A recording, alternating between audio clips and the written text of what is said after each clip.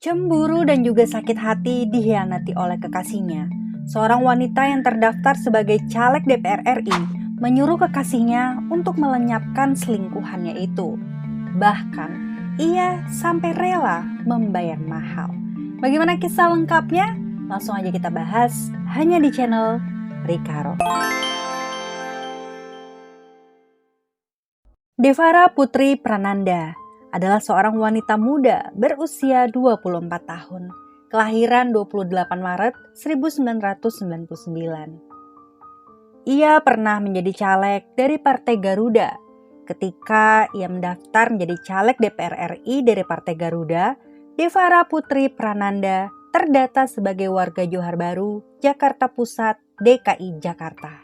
Dirinya masuk dalam Dapil Jabar 11, meliputi wilayah Majalengka, Subang, hingga Sumedang.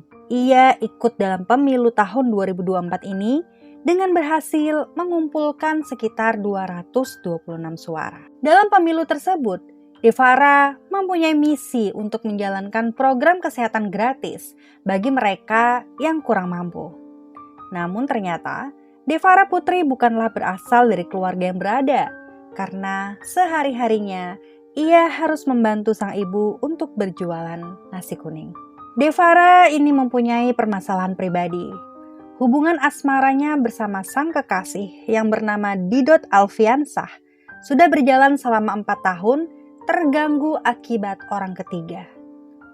Didot secara diam-diam memiliki cinta lain, yaitu seorang wanita berusia 25 tahun bernama Indriana Dewi.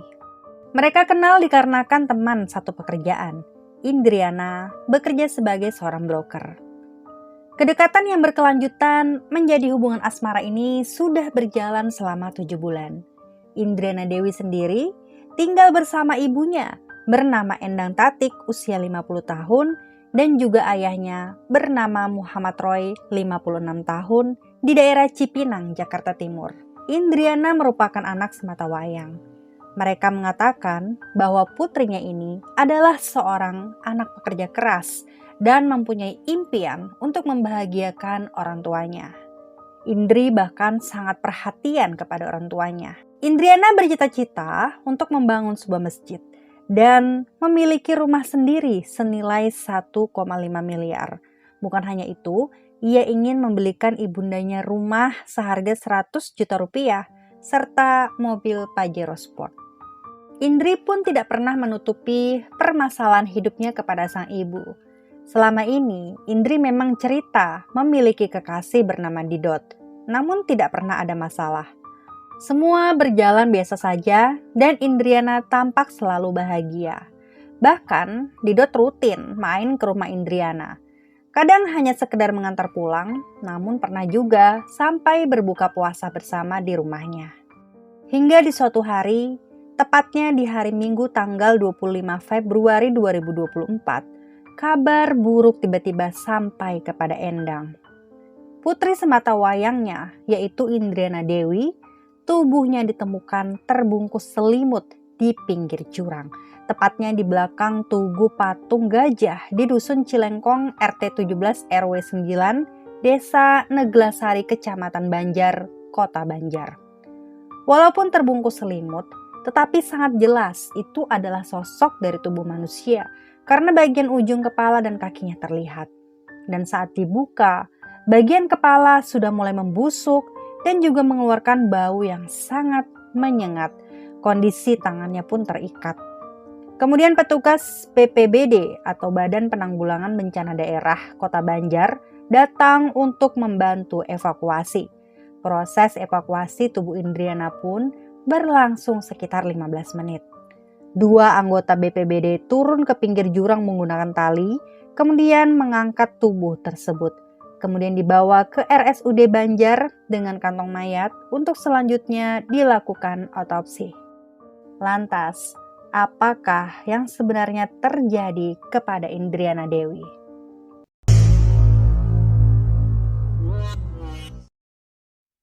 Hari itu Senin 19 Februari 2024, Didot Alfiansah, yaitu seorang pria yang berusia 25 tahun, menangis dan memohon untuk bisa menjalin hubungan kembali bersama Devara Putri Prananda.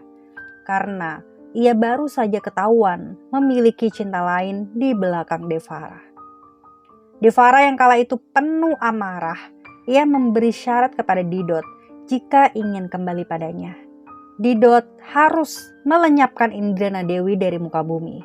Didot pun sempat mengenang kebersamaannya bersama Indriana, karena ternyata Didot bisa bekerja di tempat yang sekarang adalah berkat bantuan dari Indriana, yaitu di sebuah perusahaan broker yang berkantor di SCBD Jakarta Selatan. Bukan hanya itu, bahkan Didot juga sampai memanipulasi Indriana selama berpacaran dengannya dengan membawa harta benda hasil dari kerja kerasnya Indriana. Salah satunya adalah sebuah mobil Honda Brio milik Indriana.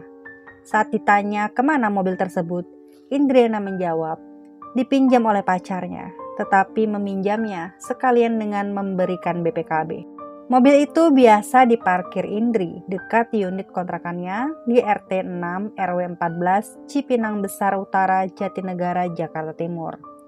Namun sejak diserahkan ke Didot, hingga kini tidak diketahui pasti keberadaan unit mobil yang dibeli Indriana dari hasil kerja kerasnya itu. Didot pun mengatakan kepada Devara, ia tidak akan pernah memilih Indriana, karena sebenarnya Didot tidak pernah mencintai Indriana. Dan pada akhirnya Didot pun menyetujui syarat yang diberikan oleh Devara, yaitu untuk melenyapkan Indriana Dewi, tetapi dengan bantuan seorang eksekutor yang bernama M. Reza. Awalnya Reza tidak mau, tapi Devara mengatakan akan membayar sebesar 50 juta rupiah. Dan kala itu kondisi Reza yang terhimpit oleh hutang pun akhirnya tergiur dan segera dengan keyakinan mereka bertiga pun melaksanakan ide gila itu. Tepat di hari Selasa 20 Februari 2024, Didot mengajak Indri untuk ngedate dan akan dijemput menggunakan sebuah mobil Avanza berwarna hitam sewaan.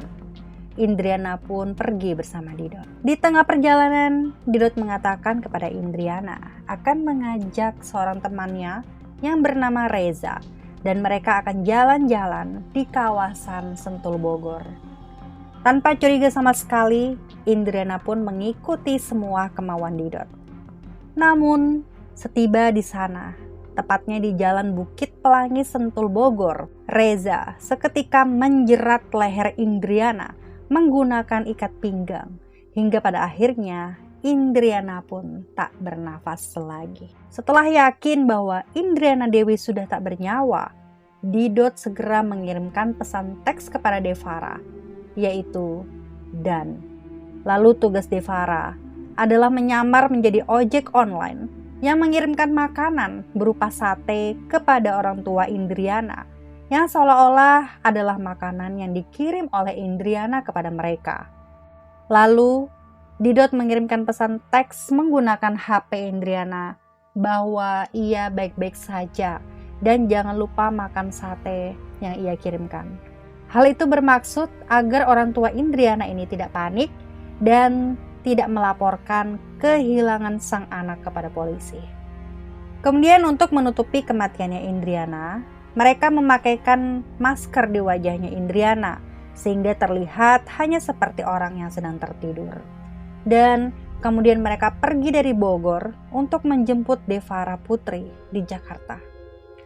Keesokan harinya, tepatnya 21 Februari 2024, jam setengah 1 siang waktu setempat, para pelaku membawa korban menuju Pangandaran melalui tol Cipali.